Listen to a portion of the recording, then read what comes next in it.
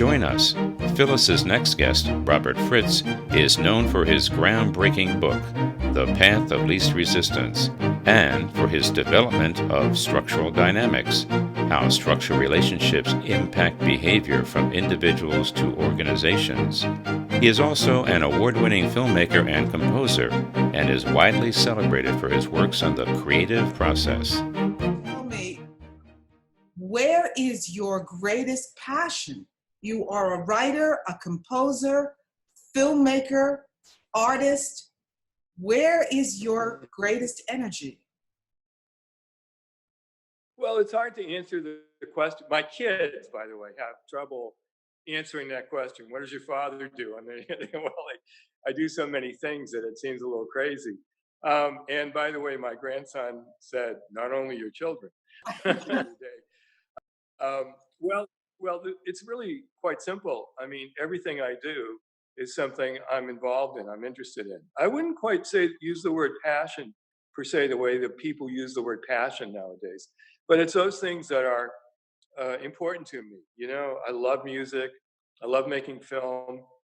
I this past year I've directed a lot of theater. This past year I wrote my first play and directed it. It was a fantastic experience.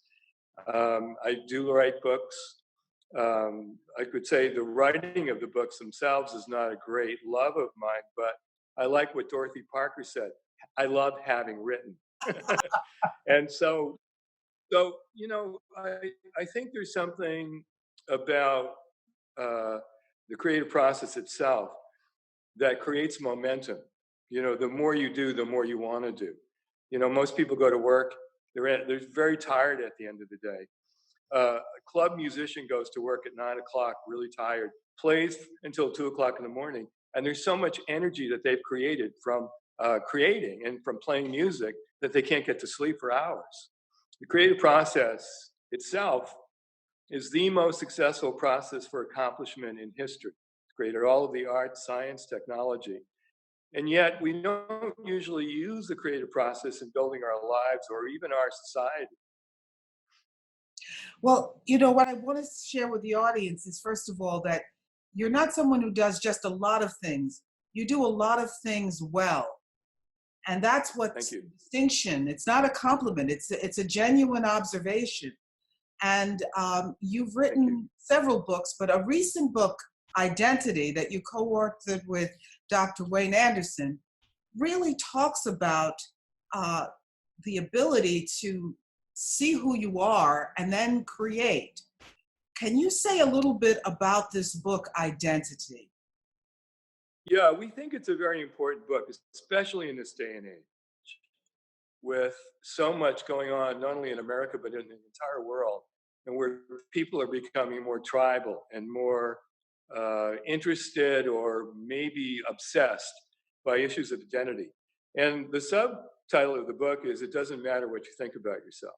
Now, for years in the human potential movement in the self-help business, the idea was it does matter what you think about yourself. Self-esteem is really important. And if you have low self-esteem, you're going to fall into drugs, bad relationships, crime, destructive behavior. And if you had good self-esteem, you'd be successful. And I think that the people who wrote or developed the ideas around self-esteem have never read a biography of successful people in their life. Because if they had, they would find that no one, I mean, I have never read a biography of a successful person that has had high self-esteem. And I mean, we have a list in the book, of course: Mother Teresa, Winston Churchill, Gandhi, all of the great rock musicians, Martin Luther King. I mean, it's unbelievable how that idea has so infiltrated our society, so that people, because of that, become more self-focused. And the more self-focused they are, the less objective they can be. If you're self-focused and your identity is at issue, it's hard for you to learn because it's hard for you to make mistakes. When people talk about taking risks, they're not real risks. You know, I had a guy once who was working on my roof, and he's running around the roof. And then we have a conversation. And he said, well, I'm avoiding taking risks. And what he meant was he was avoiding looking like an idiot. But in the meantime, the guy's really taking a risk, running around my roof. I mean, even the idea of taking a risk is not about real risk. It's about people looking like idiots. And when we learn, oftentimes there's periods where we look like complete idiots. If you had your focus on yourself, it would be very difficult for you to learn, because it'd be very difficult for you to make mistakes.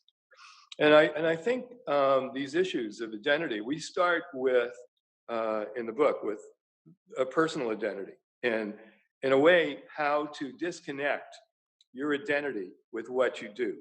Separate who you are with what you do. So, because it's not a reflection on you. You were the same person before you did whatever it was. You're the same person during whatever it is, and you're the same person after whatever it is. And in a way, the measurement should be, how well did I create what I was after, not how do I see myself or how do others see myself. Does it make any sense? Yes, it makes tremendous sense. But you write in the book that education is not set up that way. I mean, I can recall teachers, and I had one favorite teacher, but if you made a mistake in his class, he would not just diminish your work, he would diminish you. So it seems to be the norm for teachers to be very critical of the being that's in front of them. Am I right in understanding your take on this? Well, not only you're right, but it doesn't start with teachers, it starts with parents. You're a bad person if you don't clean your room. You're a bad person if you don't do your homework. You're a good person if you get good grades. And so performance is seen as whether it defines whether you're a good or bad person. And then the question we have in the book is, do you think you're a better person if you succeed and not as good a person if you fail? And for many people, unfortunately, they think they're a better person if they succeed and not as good if they fail. And that's crazy, really. You're the same person whether you succeed or you fail.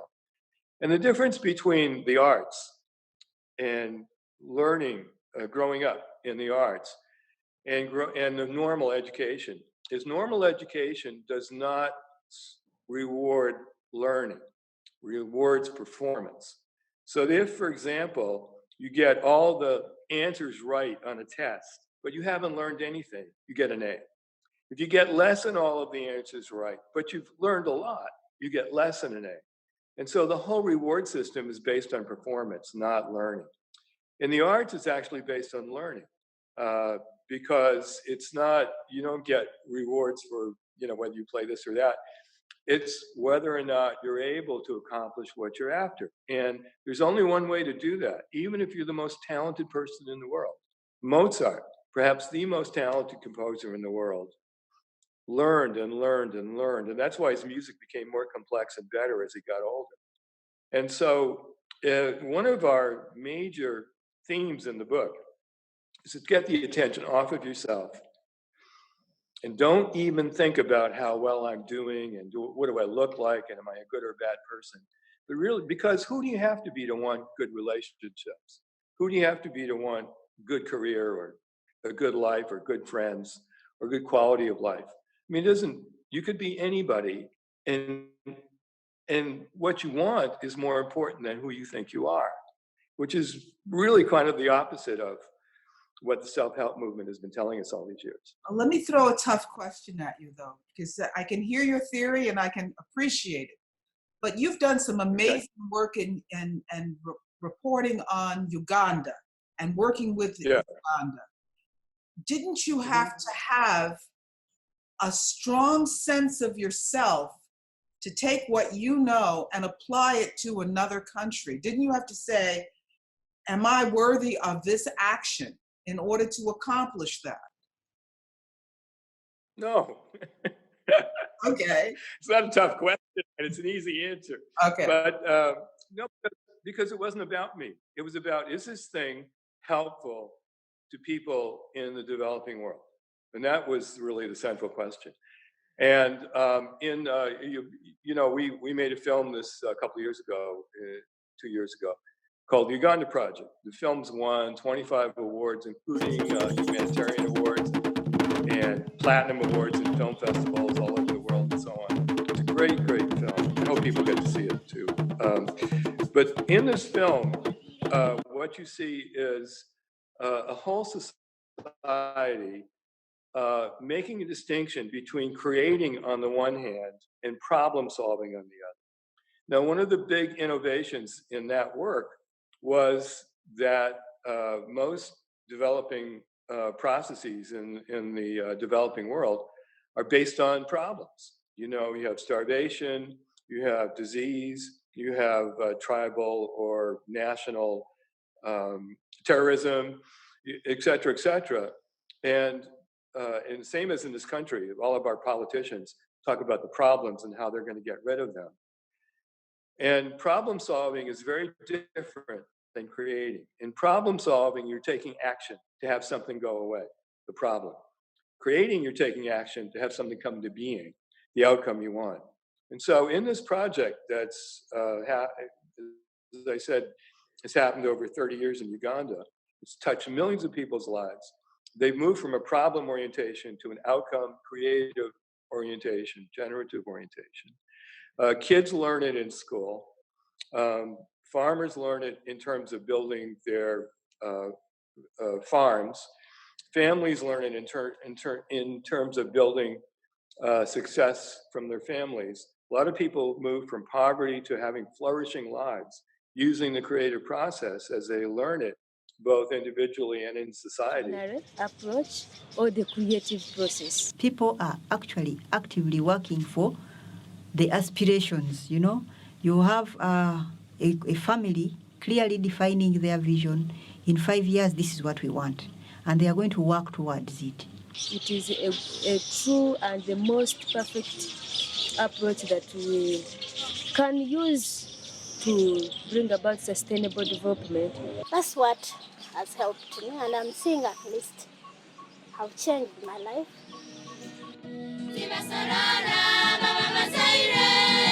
And the area that this project has complex mixtures of religions, tribes, different ethnic groups.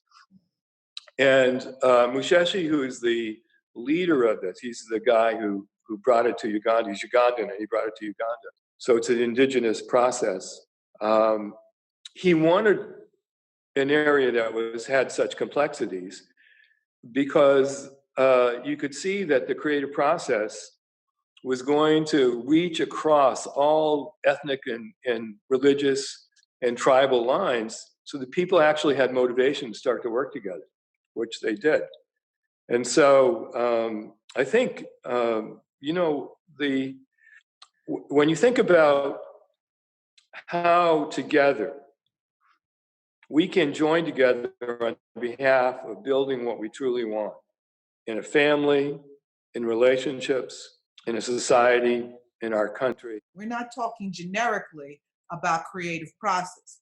This is the core element of your work. Am I correct in describing this? And can you say more about the creative process? Yeah, I will, but just realize that the creative process, as I've described it, has been in the arts since the beginning of the arts. And it's not creativity. There's a subject matter called creativity, and this ain't it. And when I wrote my book, Creating, I got booked on a lot of creativity conferences, and I had nothing in common with the other presenters, but they are all from psychology or neuroscience. None of them were artists. Creativity, just to make this distinction, is idea generation, as if it's important to generate ideas. The creative process is really about taking a vision and bringing it into being, making it real. And the ideas are really easy. It's nothing to generate ideas. Question is, you can have an idea for a symphony. Question is, how do you write it? Everybody has an idea for a film. Since I've been making films, every day I run into somebody who says to me, you know, I have this great idea for a film. Well, you know, we all have ideas, but the question is, how do you bring that into being? So the real creative process, as I've described it, has really been going on from in the arts forever. I think, though, the way I've described it, in a way, concretizes what we as artists have always been doing. And that deals with, first and foremost, having a vision of what it is that you want to create. Secondly, knowing where you are in relationship to that. And then from that structure, then being able to create action steps that by which you can really bring your vision into being. I'm glad So I think to add one thing to this, though, that I think because I'm a composer, we learn structure. I mean, technically, we learn structure. We go to classes called form and analysis, where we analyze pieces of music and so on. So you get very good at looking at something and understanding what the patterns are and what causes those patterns. So in 1980, I began to discover two types of patterns in people's lives. One was oscillating, and the oscillating pattern was person set out for something, had it for a period of time, and then there was a reversal that would take them away from what they wanted. And that was a predictable pattern. And the same pattern could take place in 10 minutes or 2 hours or 2 years or 20 years. And the other pattern was one in which you set out for something, you do what it takes, you get it, create it. And that creation then becomes a platform for future creations. And that's the better pattern that we want as human beings. But it led me to the question of what causes these patterns. And by the way, to sort of jump to now, that's why the book Identity is so important. Because one of the things we found over the years is what causes the oscillating patterns more often than not is the person's identity issues, how they think about themselves and how they put their definition of their concept of themselves into the picture of when they're creating. And you take out that one element and suddenly you move from an oscillating pattern in which success is reversed to an advancing pattern in which success becomes a platform for future creations. You have, it's not an overstatement to say that you are playing with a fundamental notion that really could upset a lot of people. This whole movement towards self-esteem that you write about has got to come to an end. I mean, even I'm guilty of thinking that what's wrong is that people lack self-esteem. But what you're saying is that if they could separate themselves from what they want to create, they'd had a better shot at getting what they want. Okay, so yeah, what I'm saying, one more thing. It doesn't matter what you think about yourself. So look, self-esteem says it does matter what you think about yourself. Creative process has proven it doesn't matter what you think about yourself. When you think about this, first of all, the creative process is philosophically neutral. Proof is that people from all kinds of philosophies, religions, walks of life, psychological backgrounds, cultural backgrounds, gender, DNA, everything has been different, and yet there's masters of the creative process in every group. So it's like driving. You know, driving is philosophically neutral. Creating is philosophically neutral. Now, I'm not saying it's wrong to have a belief system. I'm saying it's irrelevant in terms of how successful you are at creating those things that matter most to you. And if you can separate your beliefs on the one hand, because some of those beliefs are really also about your identity. I believe I'm an idiot. I believe I'm, stupid. I believe I'm, whatever it is, it's totally irrelevant. It doesn't matter what you believe about yourself. You can, and furthermore, you can probably tell what your beliefs are about yourself by the ideals you hold for yourself. If you think you're a coward, the ideal you will have is to be brave. If you think you're a loser, the ideal will be to be a winner. If you think that you're unworthy, the ideal will be to be worthy. So if you look at some of the ideals that you impose on yourself and you criticize yourself for, you can track them back to an unwanted belief you have. Yeah, that also backs up a major philosophical, psychological theory that if you have a very critical parent that you have to overcome, you might be very successful just because you have to come up against the criticism of that parent. But of course, we don't know that. I like your approach better. But I interrupted. Oh, listen, can I tell you a personal experience? Sure. My mother was always very critical of me, but she also had no credibility with me. So while she was critical, I just thought, well, that's her opinion, so that's all right. All right. Well, this is I wasn't trying to overcome. So, yeah. But the point is that it's only if it matters to you, that their opinion matters to you, that you would then have a compensating strategy. But why would it matter to you what they think? We have to have a whole other program about this, because my father and mother were extremely critical of me, and it did matter, but that's another topic. Now, you started to take your discussion of identity to current times and talk about what's going on generally. There are some very difficult things in our current environment, so feel free to take this identity theory to now. Well, first of all, I wrote after one of the terrible, horrendous mass shootings. Oh, I think it was after Charlottesville. Yeah, after Charlottesville, I wrote a blog. And my opening line of the blog is that it's a fact that white racists are not the most, white supremacists are not the most gifted among us.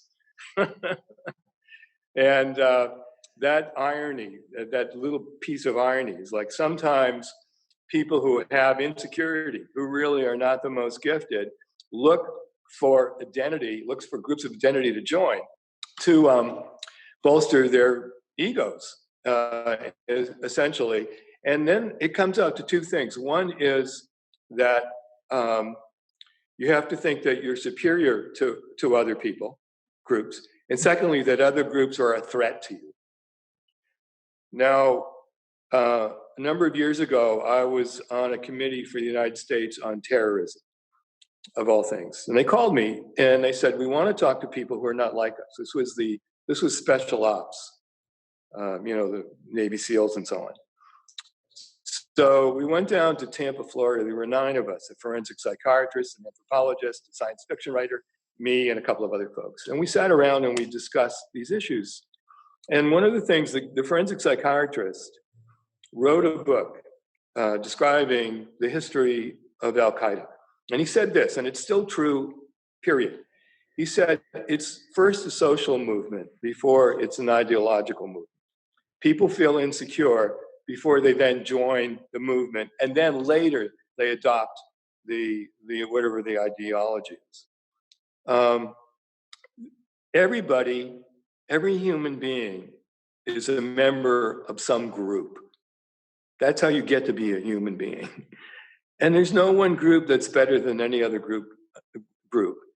And in this country right now, this appeal to identity and to, the way it's talked about in terms of invasion and, especially brown and black people invading the country, or somehow in cities they're not as good as white people. It is astonishingly awful, stupid, and destructive to our country and to the world. And it's so easy to perpetuate. We have a whole section in the book about this, and it's because it's such an important issue. But it's such a lie. I mean, it's essentially the biggest lie there can be, is to try to then separate people into groups and then say there's an existential difference, and that difference is a threat, which is basically the way you motivate terrorism. I want to read a few of the quotes that you have in the book that are just extraordinary.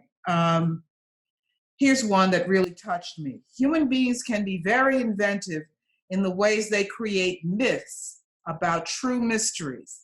In light of not knowing the reason for existence, we fabricate lofty sounding concepts. That quote alone is worth a documentary. But let's see if we can take that apart. So we create myths about true mysteries. What did you mean by this? Well, a true mystery is something we're never able to know. I mean, there are mysteries that are just not known yet, and eventually we'll know them because they're in the realm of us understanding it. But there are some things we'll just never understand. It's not within the realm of human beings. So this notion of, do we have a purpose in life? We don't know if we have a purpose of life or not. We know we exist. We don't know why we exist. In light of not knowing why we exist, many people invent, particularly tied to various belief systems, will invent and tell us why we exist. And almost invariably, our job is to fulfill the requirements of the belief system. So this notion of your purpose in life is this or that is a myth. We don't actually really know. Now, just to put another frame on this, we can create purposes in our lives. These are not existential purposes. These do not answer the question why we exist, but they might answer the question of how are we spending our time? You know, what's of interest to it? What matters to us? And so if you knew that we don't know why we exist, we don't have to be answerable to other people's answer to that question. Oh, that's I know this That's is another thing that can make people mad, because in the belief business, you know, it comes with a whole blueprint of what you're supposed to do in life. But that's also And there's another version of this. Wait, that you don't have to answer to other people's decision about who you are is worth everything. Right. That's the Well, most. there's one more thing here too.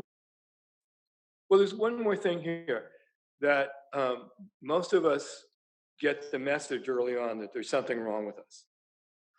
And a lot of the purpose-driven things are, we have to be better than we are.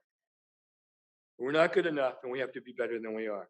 And so if you have that notion, that concept that there's something wrong with you, and somebody's handing you, here's how to be better than you are because there's something wrong with you. I mean, it's awfully appealing. It's simply not true, though. And for, you know, I really tell people this is almost like deprogramming people, but I think it's true, and I think it's provably true. There's nothing wrong with the way you are, period.